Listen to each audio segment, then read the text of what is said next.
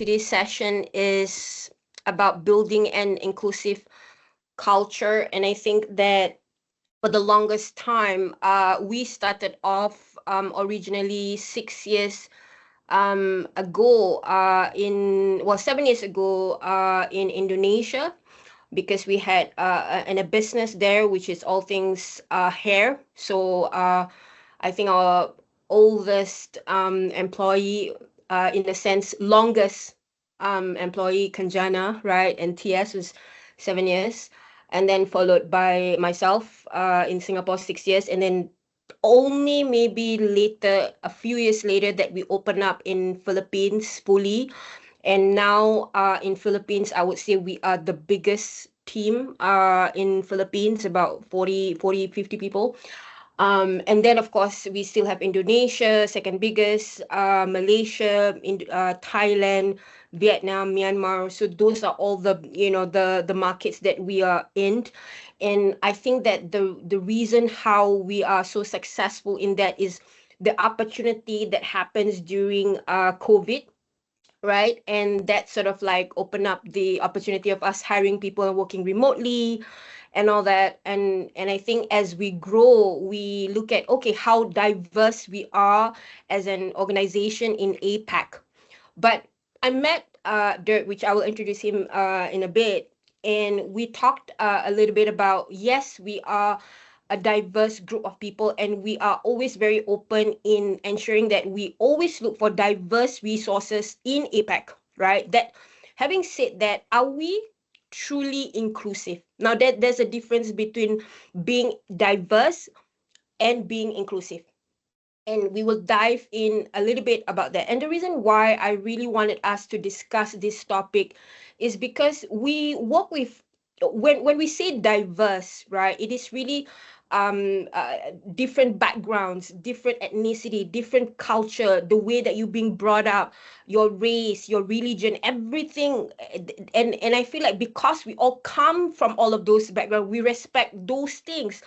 And I think that it's good that we all work well with each other, but I think for us to be more aware and understanding so that we can be more inclusive, right? And I think that the topic is so important today because we have to work with so many of these diverse people that we may not be aware of some of the things that we don't know. We don't know what we don't know, right? And I think that that's why I think it's really something that I wanted to discuss with you all, and having our guest speaker today, Dirk, to talk a little bit about this. Maybe Dirk, you can share a little bit about your background. Yes, thank you. Can you hear me, Fee? Yes, Ken. By the way, thank you for being here. Really nice for you to join us today in this session. So I'm just so happy that you can speak to the team, and yeah, maybe you can share a little bit about yourself. Yeah, first of all, I want to share with all of you that it's a real pleasure to be here today, and the opportunity to talk about together making Greenpark even more inclusive is fantastic. Thank you very much, and already congratulations to take up the conversation. So you did mention, Fee, very clearly that, thank you for that introduction. I've been working with companies since 2015 on actually building more inclusive cultures. I've done this for 5 years in Europe, about 2.5 years in the Middle East, and since now 2.5 years, I'm doing this here in Asia Pacific.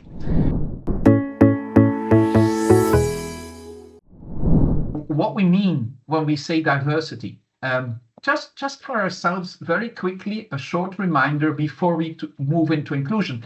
And we're lucky. There is a very good definition about diversity, and you gave a number of items already on that list, Fee. Actually, there is a very good study that was done by a gentleman called Gordon Swartz, and he says, actually, we have 4 dimensions along which we are different. And he said they're not all the same. The first dimension is what he calls a dimension, the internal dimensions of diversity. What does he mean? You mentioned some of them: age, ethnic origin, race, gender. He calls that the dimension with which we are born, and we have actually not that much control of them, if not to say no control of them. That's the way we are, internal dimensions. By the way, Gordon Schwartz also says those are the dimensions that we see many times, and we kind of naturally think about: age, gender, race. We call that the internal dimensions. Now he says there's another thing which we have a bit more control over in our lives, which is, hey, where do you live? Hey, where do you work? Hey, what have you studied? Hey, what religion have you chosen? Hello, what are your recreational habits? And he calls this the external dimensions of diversity. Those are dimensions that we in our lives more or less make a choice. And some of them are a bit mixed, like education. Most of us, when we were small kids, our parents still decided to which primary school we went. But then secondary, some of us already decided to which secondary school we wanted to go. Oh, and when we were 18 or 17, we decided to start our professional lives by ourselves. So those is a set of dimensions that is what we call the external dimensions, over which we have quite some control. And the very important ones in there, Fee, you mentioned, is the work experience. Where have we worked? What career have we decided to have? What industry attracts us? Elements, believe it or not, is Greenpark. He says those are the Greenpark, the organizational dimensions of diversity. All of us working in the company have a function, are based in an office in one of the countries, have been a number of years or less years in the organization, have a management responsibility or not. Those are dimensions that make us all diverse by the fact that we're in Greenpark. And that's the third dimension, what we call the organizational dimensions of us being different. The last one, the fourth one, actually feels very deep. Actually, it's our personality. It is our personality. And so when you think of, hey, you and I, we know each other, or people are looking at me now through the screen, and they say, hey, Dirk has some internal dimensions. We can see them. He's a man. He has an age. He's from Europe. Oh, he shared with us that he was actually doing this in Europe, in the Middle East, and now in Asia. Hey, that's an external dimension. Oh, he's an entrepreneur. He has his own company. But actually, you do not know my personality. You have not yet discovered my personality. And so that personality dimension is also actually a big differentiator amongst all of us. And although it may also be common to us, some of us are more extrovert, some of us are more introvert. So these four dimensions, the internal, the external, the organizational, and the personality, make all of us the way we are. The thing is, Fee, actually, if you look at the details of what Gordon Schwartz says, he talks about 23 factors of diversity. Now, we are on this call 46 people. The probability that if all of us were applying the thinking of Gordon Schwartz to ourselves, the probability that there's two people that are exactly equal is very low. Very, very low. Now, that is fantastic, because actually what it means is that we have an incredible richness of differences. We are very different all from each other, but at the same time, it's an immense source of richness. If we were all the same, honestly, we would be limited. But if we're very diverse, we have a fantastic base to get something amazing out of the diversity through inclusion. So one of my clients worked in the food and beverage, and he was actually a cook. And he said to me, hey, Dirk, actually, it's very cute when you say, you're telling me that it's like ingredients. We're having so many ingredients in the kitchen, and I'm very happy as a cook. The more ingredients I have, the richer I can make the dishes. And so I would invite all of us to be extremely open-minded. We're all unique. and we all bring our uniqueness to Greenpark. And it's up to us to cook the most wonderful organization out of our diversity.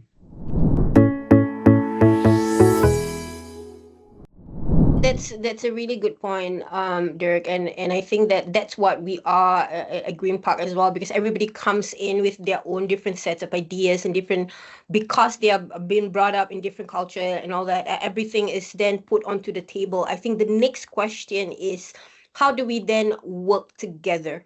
Because then, because it's diverse and it's rich, and because everybody comes from a different background, then that's where it gets interesting. Now, how do we work and collaborate together without offending people and without hurting people? And that's where all gets interesting, right? Well, I'm hurt because you say this, I'm hurt and this and that, right? So maybe you can share a little bit about how then do we, the next step of, yes, we are aware of all these ideas, but how do we collaborate? It's so good that you bring this up, because in fact, most of the organizations we work with, I spend a little bit of time on the phenomena of unconscious bias, because unconscious bias, I'm pretty sure lots of people around on our meeting here today have heard about the concept, but I'd still like to spend a few minutes on it, because we tend to underestimate the impact of unconscious bias. Let me just, it's 4 points, but let me first just define it. I mean, it's unconscious bias. There's 2 words. One says unconscious, and that is the big danger of this phenomenon. We are not aware of it. And the second says bias, and bias is translated as a trend or a tendency to have certain preferences, to make certain hypotheses about situations, or to prefer certain decisions because that's what we feel is the right thing to do where we come from. So unconscious bias is very present in organizations. And actually, it's not in organizations only, it is a very human phenomenon. It is very human. So time after time again, people go like, whoa, Dirk, wow, unconscious bias, gosh, should I be afraid of this? No, not at all. It is part of us as human beings. So I'd like to share a few stories about unconscious bias so that we feel comfortable and aware that we have them, and then we can start working on inclusion. Because the biggest hurdle for really becoming more inclusive as an organization is not being aware about unconscious bias. Unconscious bias is actually the result of our brain. You know, we are a weird species. We human beings are very weird. We have this thing between our ears and behind our eyes called our brain. And I usually ask people, how much do you think the brain weighs? And I get very surprising answers. Some people say, oh, a few 100 grams. Some people say, oh, the brain weighs, I don't know, 3 kilos. Well, the brain weighs 1.3 to 1.4 kilos, and it's the second heaviest organ in our body. It's an amazing thing. What has changed, and why I'm insisting on unconscious bias free, is that the last 10 years, we have discovered more about how our brain works than ever before through neuroscience. The brain is an amazing thing. The brain, I'll give you 4 little examples so that we're aware how this works on us. The first example is we've been able to realize that in a normal working day, all of us receive somewhere around 10 million inputs. What does that mean, 10 million inputs? It's our eyes, our ears, our mouth, our nose, our body. You're sitting on a chair. Actually, we receive impulses as human beings, and we've measured them, and we know it's about 10 million in a long working day. gosh, we gotta be tremendously tired, isn't it? After receiving all those inputs. The brain fee is really smart. The brain goes like 10 million. That's an overload. I cannot take it. And what the brain does is saying, oh, I will find a fast way to see how I shift through all the information. And what it does, actually, it makes us lose quite some data or quite some things that may be important for taking decisions or seeing something. So the brain is a little bit lazy, and the brain has learned to shift through information. But when it shifts through information, actually, it eliminates certain information. And what you eliminate is the result of unconscious bias. Oh, I remember last time what you told me, Fee. Yeah, we've seen that. We've been there. Let's not spend too much time on this. This time it's not different.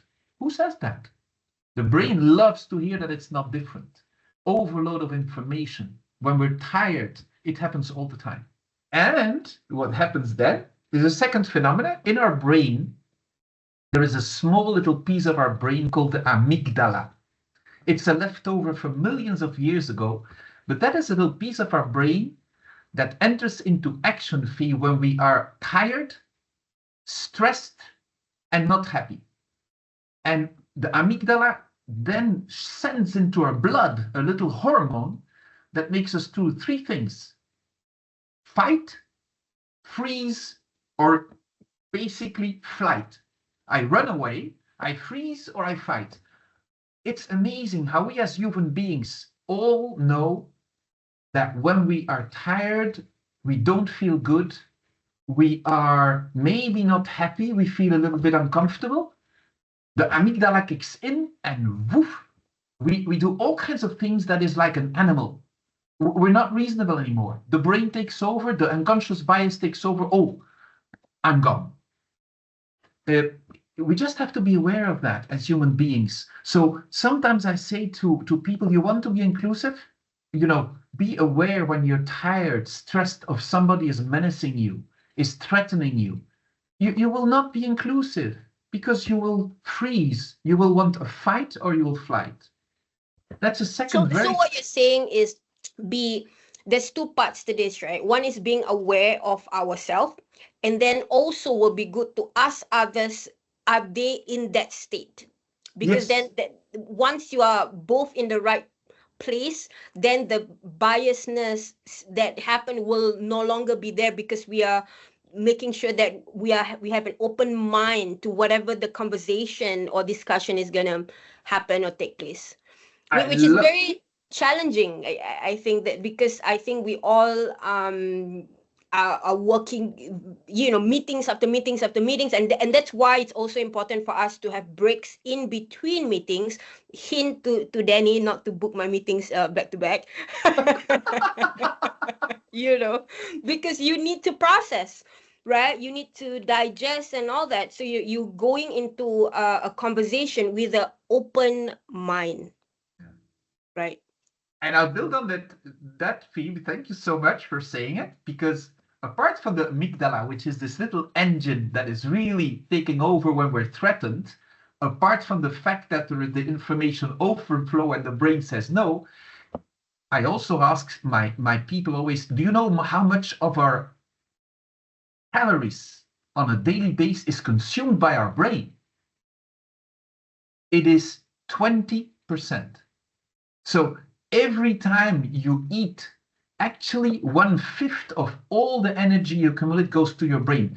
Here is the surprise. When it's the end of the day, Fee, and you have been depleting your energy resource, the brain shuts down very clearly, and your biases take over. So I love to have this kind of, as you say, conversation with people. They ask me, Dirk, how are we inclusive at 9 in the evening after 12 hours of work? I said, stop it, don't do it. You're all tired, you're all stressed, you're all gone through a day. That's not the moment to think inclusion, because, the brain is telling you, close down. And in that moment, we have to be aware. We did there were studies done, Fee. And when you have a 18-hour day, and we did observations, how much of the decisions we took were automatic, were nearly based on habits, were based on, oh, we've been there. The status is 88% of our decisions on a daily basis, given who we are actually the result of some automation in our brain, in our way of working. It can be in the morning, I wake up, I have a habit for my breakfast. I have a habit for driving to work. I have a habit, you know what? When we're working together, these habits also kick in. They're called unconscious bias. They actually take over if we don't challenge them. And this is the only thing I want to invite, as you said, very rightly, Sophie, is to allow yourselves to call a timeout. Please allow yourselves to call a timeout and to say, look, I don't feel well. I think we're going too quick. It's not clear. We're not taking the best decision. We're putting pressure on ourselves, because unconscious bias at that moment kicks in. And it's the biggest enemy of an inclusive culture. It's the biggest enemy. When we all start falling back in our habits and we think we know the truth and we go on automated pilot, we are not cooking the best dish we can. So much. I mean, that was really interesting. There was a lot of things to unpack there. From my favorite was the 1/5 of my calories goes to my brain. That's an interesting one. But I think how can we be more aware of, you know, some of these things? Yes, we want to make sure that we are fully open-minded, so that we are not the phenomenon of biasness is, you know, we are aware of it. Thank you for sharing that. So those are things that we can be more open-minded to make sure that when we go into conversation with anyone, we fully are there, right? So that we consider all the information, and so the brain is not, you know, cutting off things that doesn't, you know, going into a meeting.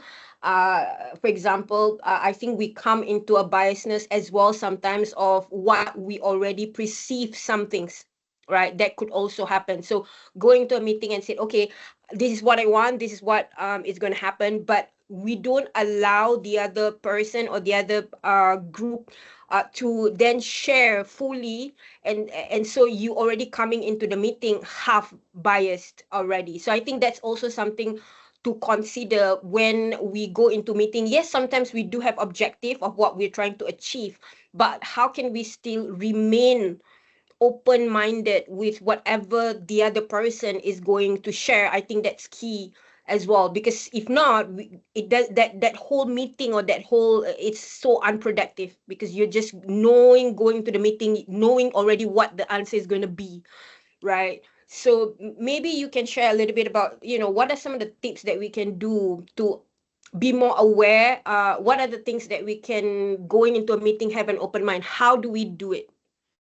Thank you so much, Sri. I'm smiling here because I hear you talk and I go like, Mom, we are doing it already. We're doing it right now. The way you're talking is so good because you're very aware of the risks that may exist.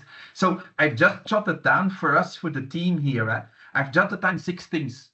And, you know, please interrupt me if there's anything you feel you want to. So, you know, Fee, the best to all of you, the best tool to make the best dish to avoid unconscious bias is teams. People ask me sometimes, Dirk, what can I do best to avoid that I shortcut or that I grow? I said, be part of teams.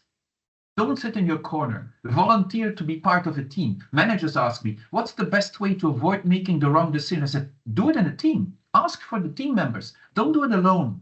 Teams are the best way to cook together. Now, I know it means something very important, because teams means, Fee, you bring people together with a certain task and each has a role. Now, this is super important what I just said. So sometimes people tell me, oh, we're not inclusive. And then I ask, and then they say, yeah, because, you know, I'm on that team, but I don't really know what I'm doing on that team. What is my role?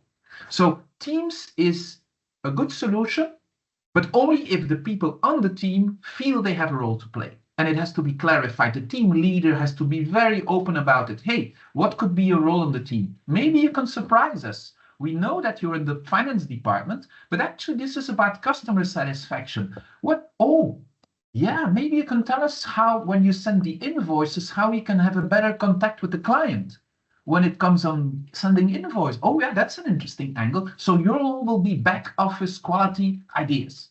So what Teams is fantastic, because if you come to a conclusion with 5 people, it's pretty sure that one of the 5, and that's where the pragmaticity comes. Please, when you have a team, ask one of them to be the advocate's devil. Always. It really works well. So you start a meeting and you go like, okay, we're 5. I'm the team leader. We're together. Who's the devil's advocate today? And the devil's advocate is a person who can say, hey, hold on for a moment. I think we're going too fast. I think we have not heard from Fee her opinion. She's not spoken. I don't think we went to the bottom of this problem. So successful inclusive cultures are very good in using teaming and roles in teams to move really forward.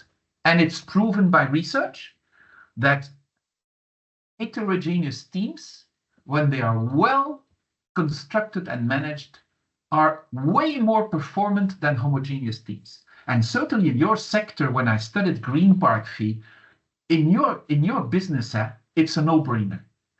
The more you can work in team and get them, you will be so successful. And I read a bit, and I know you are successful, but you have a business where allowing to work in teams, and in the teams to have an advocate's devil on, can we be a bit more creative? Can we be a bit more different? Is super powerful.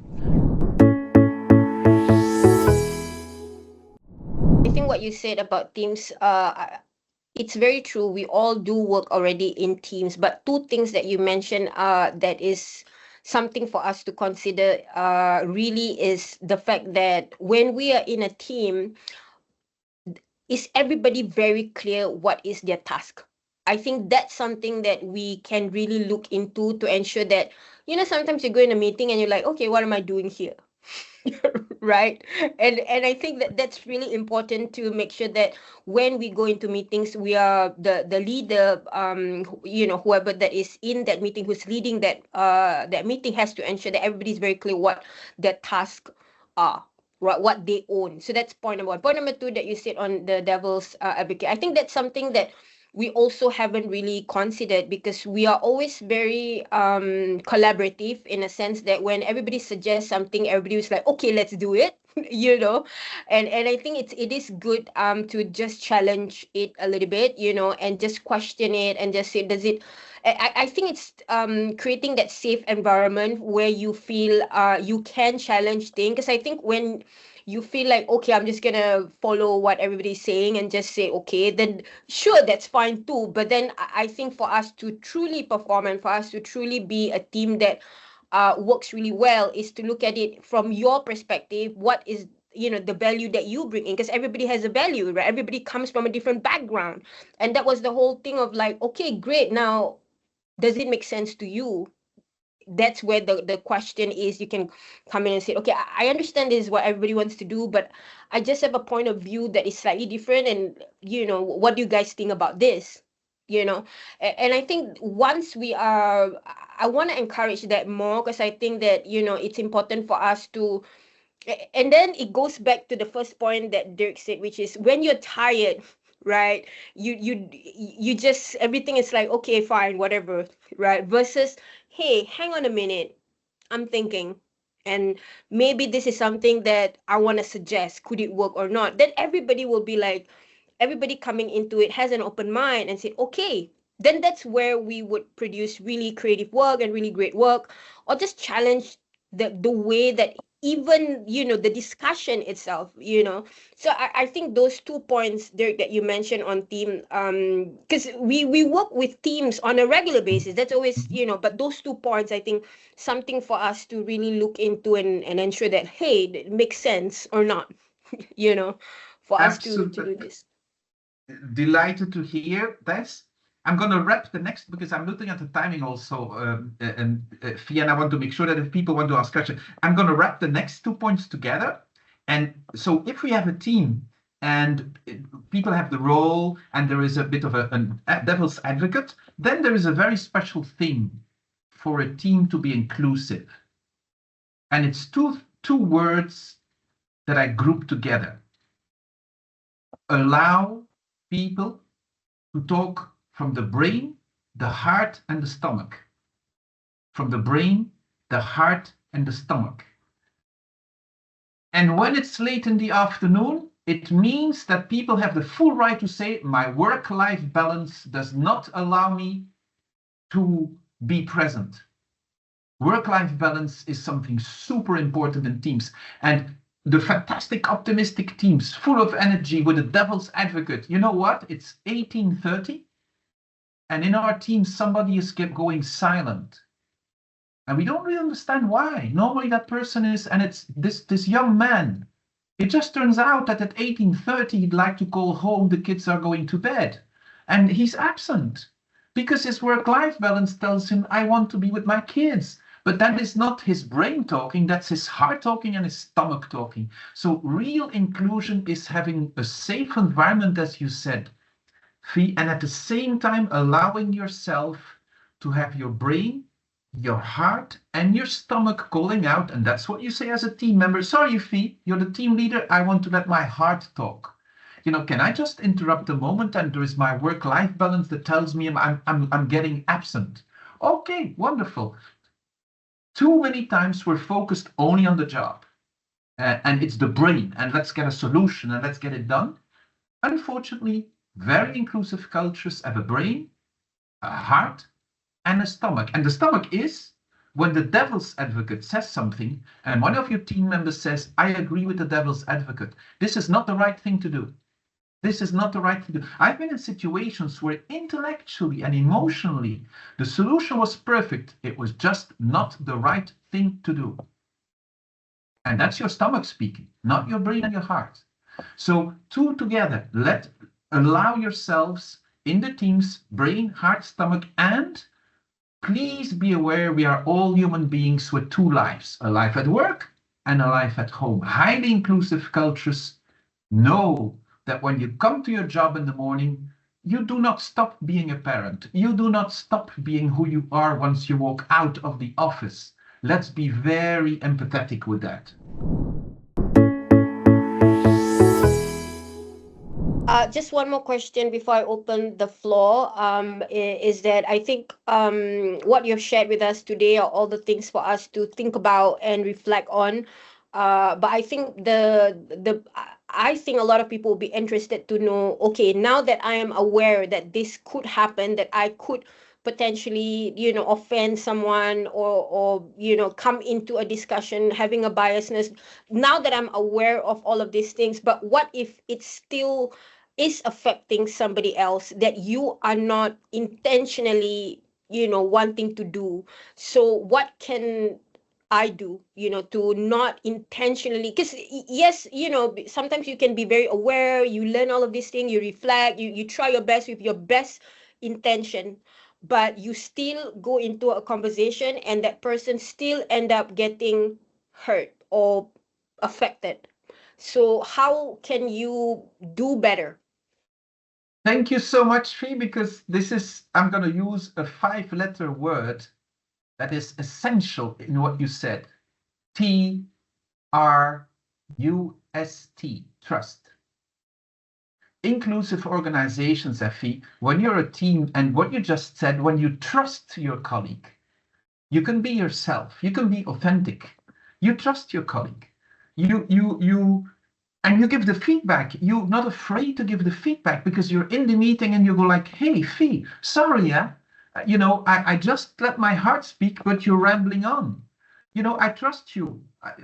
Can I give you that feedback? You just went on going. So the last vector in highly inclusive cultures is trust.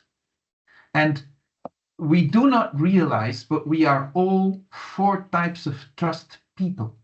The diversity when it comes to personality, and we should be talking about this. Some of us are trust never. Some of us are born and are actually people who never trust somebody. It's weird, but some people through their life end up trusting very few people. Then there is the people who are trust after, I call it. Oh, I don't trust you, but demonstrate to me that I can trust you. Trust after. That is a quite important percentage of the colleagues. They say first and then I'll trust you. Then there is the third group, we call it trust until. Hey, Fee, I'm a trustful person. Let's do it. I trust you until you do something I don't agree with, I think is against my stomach or my heart. Then I will give you feedback. And then there is the naive people that we say are trusting all the time too much. So inclusive cultures have something written on the wall, which is called, I trust you until. Mm. And the team, I would always advise the team to say, hey, how are we doing on trust here together? Do we trust each other? Are we comfortable? Because if you come to the conclusion that you have a team of 7 never trust personalities, that's a challenge to create an inclusive culture. If you have 7 always trust people, I go like, that's not good neither. You want a healthy mix of different type of trust personalities, but it works best if the team has a trust until unwritten rule of the game. It works the best in that situation. Everybody has question to ask. So to get started, maybe let's talk to our people and culture team, Ange. Since this is a lot about people topic, Ange, do you have a question? Yes, so thank you so much, Fee. Thank you so much, Dirk. You've mentioned earlier about the dish, right? It's like your analogy of how to create a good culture. Actually, I agree with that. And my analogy, though, is creating a wine. Because for you to be able to create a great tasting wine, it composes of varieties of grape to produce an excellent cuvee, right? So basically, it's the grapes that represents our team, the people that we work with in the organization. So it's very important that we acknowledge all the strengths and weaknesses, because when we go together as a team, we would be able to produce excellent output, right? So I take inclusion very seriously. And I always say that if we think all the same, like no one is challenging anything, it's like we are thinking nothing, right? Because we just tend to agree every single time. So having said that, how do you think we can actually incorporate diverse perspectives into decision-making process to foster a more inclusive culture? Thank you very much. So you're touching on a very important point. We call it how do you actually decide who's part of the team? And inclusive organizations are really, really good in saying, oh, we have a question to resolve. That is a question for department A, function C, or that is a question for function A and function B, because we're highly focused on effectiveness and efficiency. And that's okay as such. But here is my advice. If you are trying to resolve a difficult question, or if you're trying to have a breakthrough in terms of creating something very different for your clients, something completely out of the box, when you make your team consciously bring people in that at first sight, you go like, what can that person really bring to the team? You will be surprised. You will be surprised how sometimes bringing in an odd element, an odd person in the team can create surprising results under one condition, that the team leader makes that person feel safe and allows that person to express his opinion and not being looked at by the rest of the team. What is he or she doing here? She doesn't know about this subject. It is up to the leader to say, hey, hold on for a second. This is not a classical operational meeting.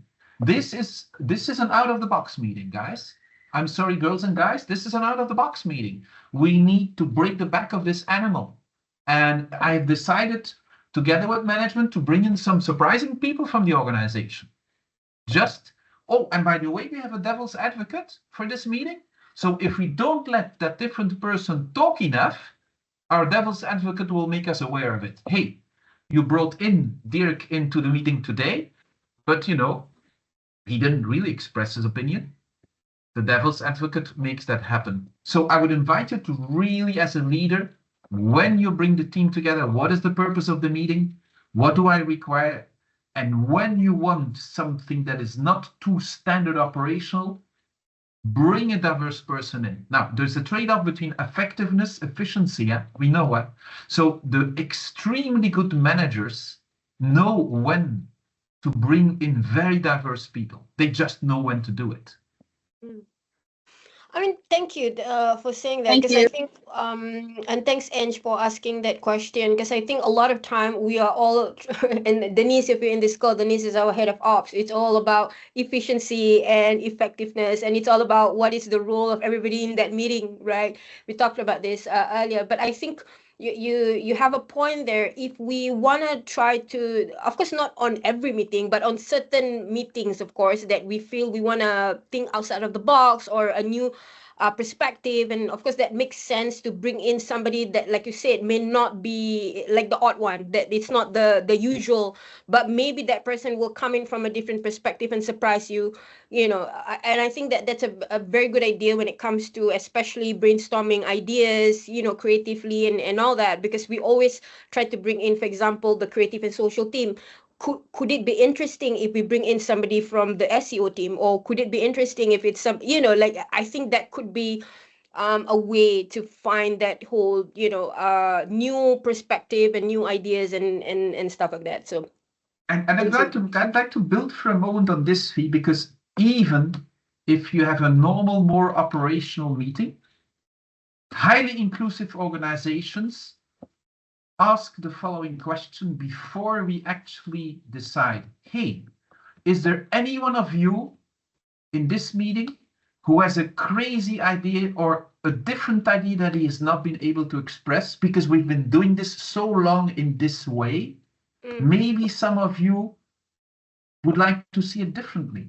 So even in a normal operational meeting, I would encourage all of you to say, hey, wait out, we've got 5 minutes left before, and this is the whole efficiency scale. So if you lead the team with the same people and you go like, let's keep 5 minutes at the end, the devil's advocate, and the devil's advocate says, yeah, is there anybody around the table who wants to say something very unconventional about what we've been discussing?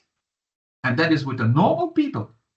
Highly inclusive cultures are not afraid of asking that question. It costs you only 5 minutes at the end of the meeting. Some very good teams, they go like, okay, the meeting is over, stop. No, the meeting is not over. We have 5 more minutes. Is there anybody who has something to say which is a little bit disturbing, which is a little bit, and we can take it up in the next meeting, but let's get it on the table? My question is, well, let me just set the pretext here. Earlier, you said something very interesting about having trust in the company, right? And then what you said is to have unwritten on the proverbial wall, I trust you until. So I guess I wanted to know what's after that, because it's a bit of a cliffhanger, no? The trust until on the wall, it's about leadership, a certain style of leadership. Let's make it clear. So it's a style of leadership that creates a trustful environment. We can make another topic on that management style, but it's a specific management style that creates that trustful environment. And it's called inclusive leadership. So just on that note, I think, is it to say that, okay, I'm not going to micromanage. I'm going to trust my people to do the job that I hired them to do. And so I trust that they will do it until they show that they cannot, right? Is that what you're sort of saying? Like, you, of course, you give them the trust to do this. I'm not going to challenge you and question you to do your job, but until they show that they cannot for whatever reason, then that's where you step in and say, okay, right? Is that what you're saying? So we only have research fee because I think that when organizations are not inclusive, 72% of the cause is the leadership style. And inclusive leadership has one component, which is called empowerment. And naturally, empowerment is a very important concept in terms of creating a trust until organization. So I have one comment and one question. So on the topic of trust until, this is something that I learned a while ago in different words, but I think it's so very powerful. So the way I learned it was, you always assume someone is doing the best they can with the knowledge they have. And going into any situation, it takes a lot of practice for you to like see something not being done the way you would do it. And I try not to use the word doing it wrong. It's someone doing something the way you wouldn't have done. And it takes a lot of training to say, you know what, I'm just going to trust that this person is doing the best they can with the knowledge they have. So yeah, it makes things just a lot more, as head of ops, it's efficient because you don't spend time thinking, oh, I could have done it this way and that, but more like just trying to embrace that what that person is bringing to the table is the best they can. So I think that is my trust until, and I found it to be so much better. You just go into everything with so much more positivity. It's super helpful. Okay, my question is, I think we have a lot of people here who enjoy working, and as such they like to work late into the night. No matter how many times you ask them to stop, they'll be like, oh, but I enjoy it.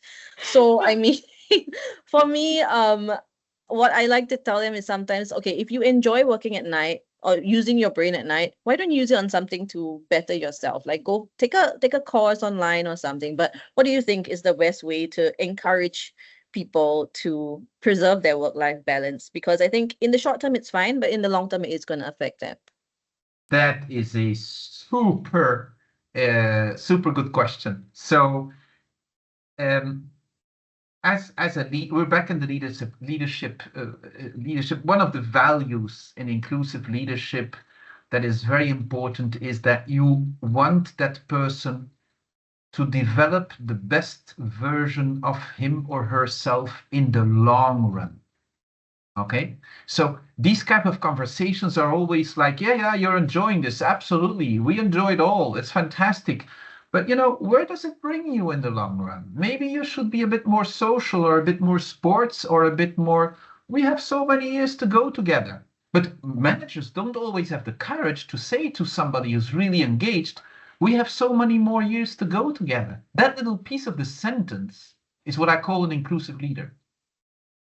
Because the person who hears that says, oh, wow, actually my leader is interested for me in the long term. And he or she is telling me, hey, don't burn the candle from both sides, because we want you to be for the long term with us. Short-term manager will go like, oh my God, you work the whole night and sleep in the office. Or next year you're gone anyway, burnt out and you're gone. Good for me. That's a short-term manager. So inclusive managers have values that are very long-term oriented, and they want every individual in the organization to feel that they can develop the best version of themselves. Easy said, but difficult done. And with that, I will end with, I think, just to your point and to your question, Denise, sometimes we do need to assert ourselves in this kind of thing just to remind people. And that's why I have the rule of no working on the weekends. And because sometimes, like you said, people are happy doing it. But I truly believe that there needs to be, like what Dirk said, a long-term thing. Maybe short-term, it's good for you to just, you're thinking, oh, this is fun, I want to do it now. But for long-term, it is not good for your own personal, growth as well, right? When you have burnout. So I think it's important for us to, as leaders, to remind people, do not work unnecessarily, right? And do not work till the late night or the weekend, because you need to preserve that for your own growth and for your own self. Okay, with that, thank you very much. Thank you, Dirk, for joining us today. It's a very interesting topic. Thank you, everybody, for joining us, and till the next one. Bye. Thank you.